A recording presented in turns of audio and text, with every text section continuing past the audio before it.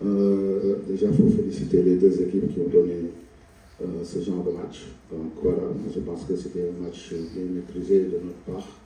Et malheureusement, le résultat est un peu frustrant. Parce que quand même, on pouvait jouer ce match en première mi-temps, mais chose qui n'a pas été faite. Maintenant, ce que j'ai beaucoup apprécié, c'est la réaction de Monjo une fois qu'on a pris le but. Donc c'était quelque chose de bien. Mais la prochaine fois, il faut essayer de tuer les matchs avant et ça sera meilleur. Martial de la radio Top Congo FM à Kinshasa. Quand la RDC a marqué son but et que vous êtes revenu, est-ce que vous avez cru refaire la même chose qu'à Kinshasa? Vous avez failli remonter?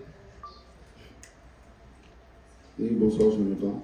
Bon, je pense que c'est de l'autre côté que ça devait plus penser à ça, parce que quand même c'est des mauvais souvenirs. Nous, on avait un match à faire. Malheureusement, on prend un but qu'on n'attendait pas.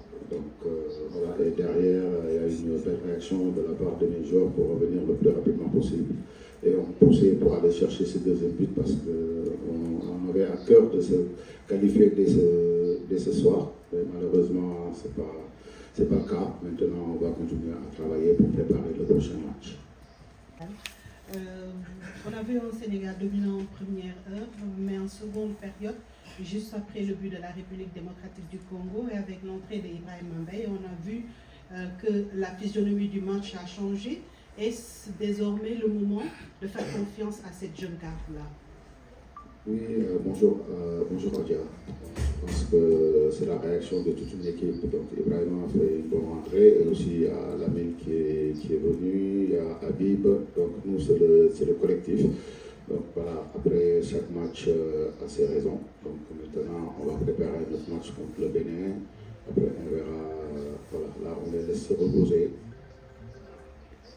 Oui, je pense que dans notre groupe, pour s'intégrer, c'est très facile. Donc, quand on a des cadres comme le capitaine Koulibaly, Edouard Mendy, Kanagay et Sadio Mané et Abdoulaye Seck, c'est facile d'intégrer dans des groupes comme ça. Donc maintenant, c'est un gamin qui est réceptif, qui est là pour travailler, qui apporte aussi, qui bouscule la hiérarchie, on le sait. Donc voilà.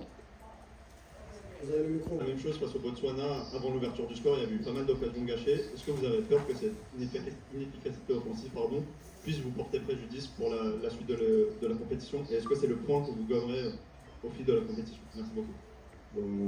Bonsoir. Je préfère que mon équipe se procure des occasions. Donc déjà, ça veut dire qu'il y a les combinaisons qui se font bien, mais maintenant, comme on dit dans le football, il faut marquer des buts pour gagner, on le sait.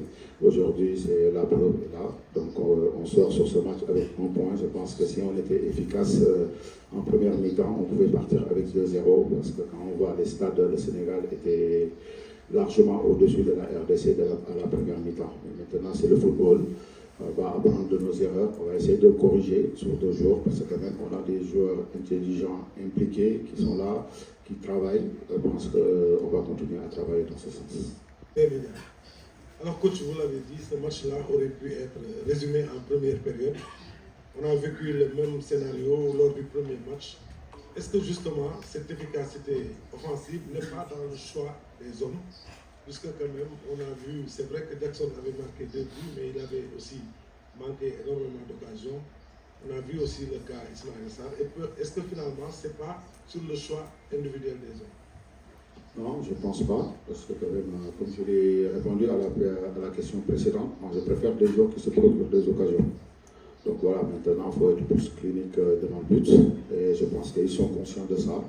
Mais maintenant, il faut continuer à travailler. On sait que marquer un but peut aider son équipe, mais aussi c'est la chose la plus difficile dans le football. C'est pour ça que ceux qui marquent les buts sont mieux payés en général. Donc voilà, nous, on va continuer à travailler. C'est des jeunes joueurs qui continuent à progresser. Maintenant, il faut progresser dans cet aspect parce que dans un tournoi, il faut marquer les occasions de plus, surtout comme la CAN, où on aura beaucoup en face des blocs bas.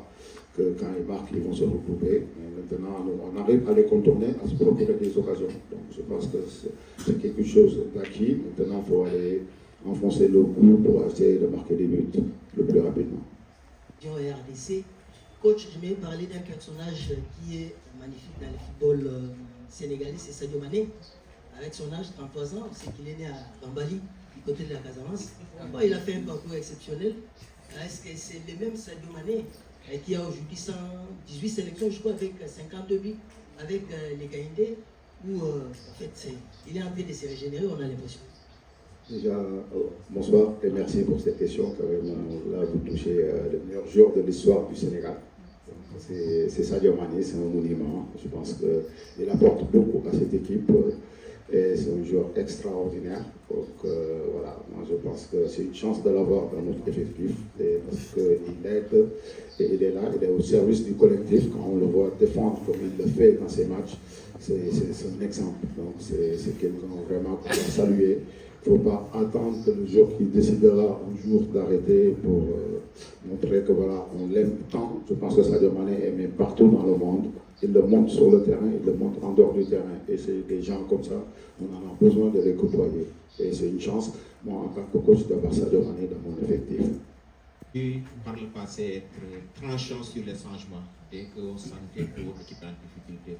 On a vu aujourd'hui un Ismaël Sarr qui a été très transparent.